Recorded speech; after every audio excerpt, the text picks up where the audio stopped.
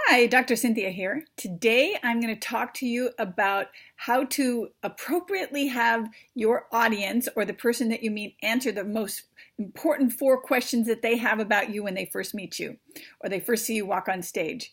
That is, number one, are you a foe? Are you a threat? Are you somebody that they should be worried about? Number two, are you a friend? Are you a friendly? Could you help them? Or do you have some warmth? Number three, are you a potential mate, a potential romantic partner? That will certainly increase their interest. And number four is, are you interesting or are you totally boring? Now, all of this happens in the back part of their brain, not in this front part, not the prefrontal cortex, but in the back part. They don't even know it, but it will make an impression on them. And from that moment on, they are going to, from those decisions, whether they decide whether you're a friend, foe, a mate, or interesting, that is going to interact with every other bit of information that comes through you like a filter. So when you say something, they are going to look for and hear preferentially those things that confirm the decision that they have already made about you in less than a second. In that first 4 seconds, they're making those four decisions about you. And that will actually inform and infuse the rest of the relationship that you have with that person. Your ability to influence them, your credibility, your trustworthiness, all of those, the groundwork is laid in that first second. So today I'm going to share with you a formula based on science, a proven formula that you can use to help curate that impression, not only the impression that you project to others, but actually how you feel about yourself, which can be just as important, if not in the grand context of things, even more important. I call this the stage authority formula, and there's 7 layers to it. In another video, I had previously spoken about the first thing you need to do before you ever even create your content or go on stage, and that is to look at the 3 P's: your purpose, the persona, and the people that you're with. So the purpose, briefly, is your individual purpose in life, why you are here. That is the overriding, guiding interpretation that you need to use in everything that you do. You could look at it as your values, your spiritual purpose. All of that is so important to every single encounter that you have with another human, including the ones on stage. Then you also have a purpose for that exact interaction, if you're on stage, for that exact presentation or that exact talk that you're giving. The second P is the people that you're dealing with. That is who they are. What is their demographic? What is their psychographic? What's important to them? What are their challenges? What is their culture? And the last one is persona. Which part of your myriad characteristics and qualities, talents, gifts, the things that you're not so great at, which elements do you want to really resonate with so that you can deliver the message most effectively to those people? So that's the 3 P's. That's the foundational basis and the first level of the 7 layers of the stage authority formula. The second layer is your alignment. Now, I know you're all thinking, well, Dr. Cynthia, you're a chiropractor. Of course you're going to talk about alignment. And yes, you'd be right. I am going to talk about alignment because I've been studying it over the last 30 years. But also, it is crucial when somebody, imagine if you were a hunter-gatherer, which we all have been in our recent past. Somebody walks towards a village, 2 people walking. The first thing you notice when they're far away and you don't even see their facial expressions or even what they're wearing, you notice how they're carrying their body. Are they carrying it in a way that could be a threat to you, a potential foe, meaning they're very strong, they're holding themselves in erect posture, they've got good strength in their back. You're not thinking about these consciously, but that's what's happening in the back of your brain. Or are they hunched over and appear weak and frail? Then that's less of a threat, isn't it? So when you're trying to establish your authority and power, power is derived first and foremost through our physical power. Now, I have a lot of people say to me, Dr. Cynthia, There are so many people who don't have good posture, who slouch over, or maybe are even in a wheelchair or, handicapped, but they're very powerful people. Yeah, of course. This isn't an absolute. These are the default rules. But what I will share with you is those people have to have extraordinariness in other elements of this formula. But what we're trying to teach you, what I'm trying to share with you, are these basic rules, this basic formula that if you can check off each of these things, it's like, as I said, my husband is a kayaker, and it's like pointing your boat downriver and going with the flow of the nature, the flow of the design of the human operating system, instead of trying to turn up river and paddle twice as hard. So yes, alignment is the first thing that we look at in somebody, and you just start to notice that. You make immediate impressions and immediate decisions based on how somebody is carrying themselves. So alignment is that first thing. The next one that we look at as humans is your movement.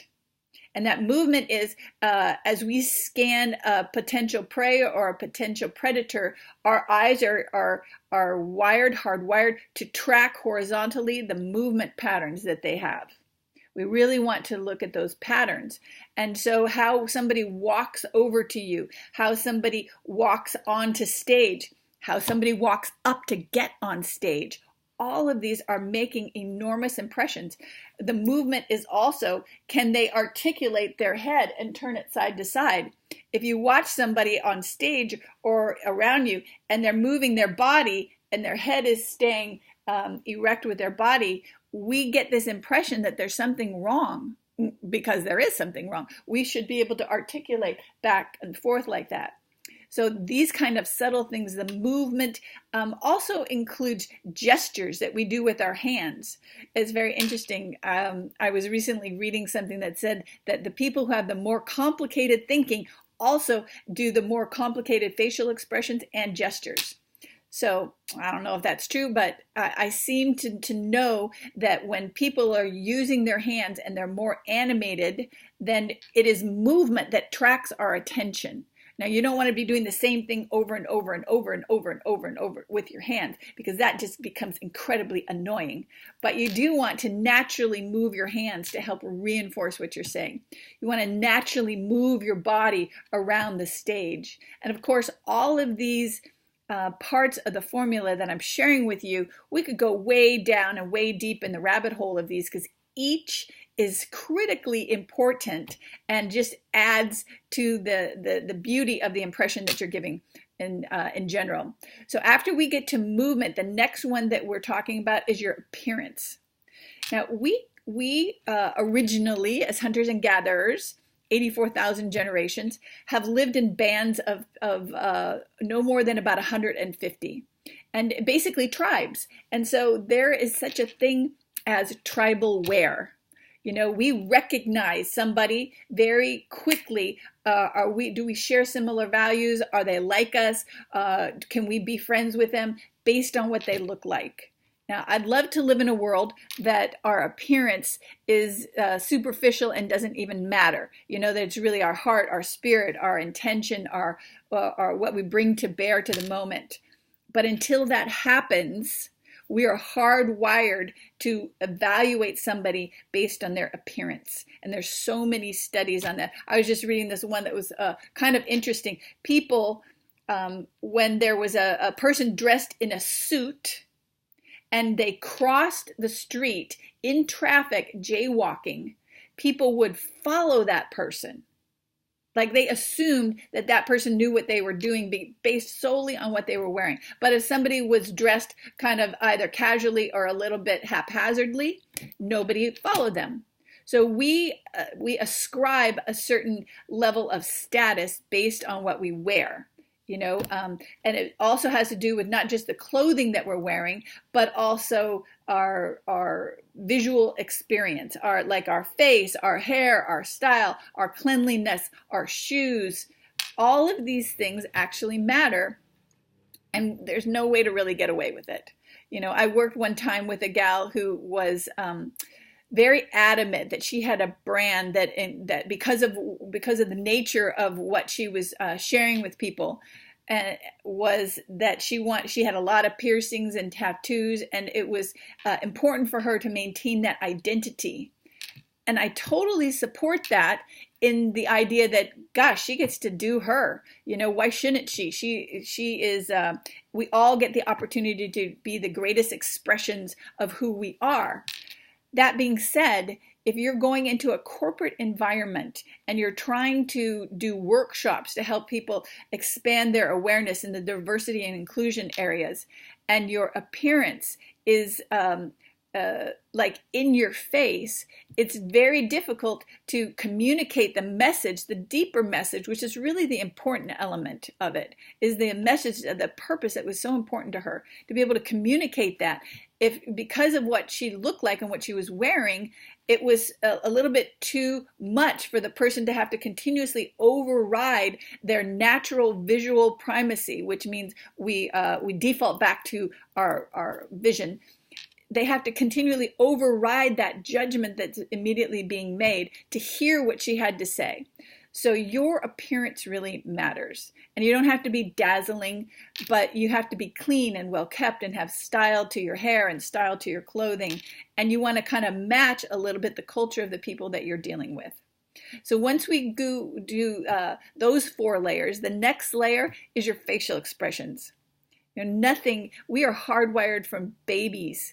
Immediately, babies can recognize smiling faces. They can recognize their mother. They can recognize a face that has the right symmetry, like all the pieces are there. And if it's a distorted face, it's very disruptive to the child.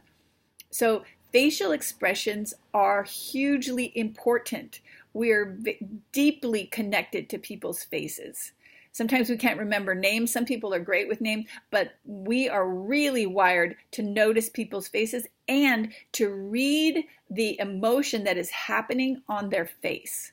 So the most important thing that you can do with your facial expressions, particularly at the beginning, is to smile. Now, smiling, takes fewer muscles than it does to frown, but also it is a universal sign of warmth and acknowledgement.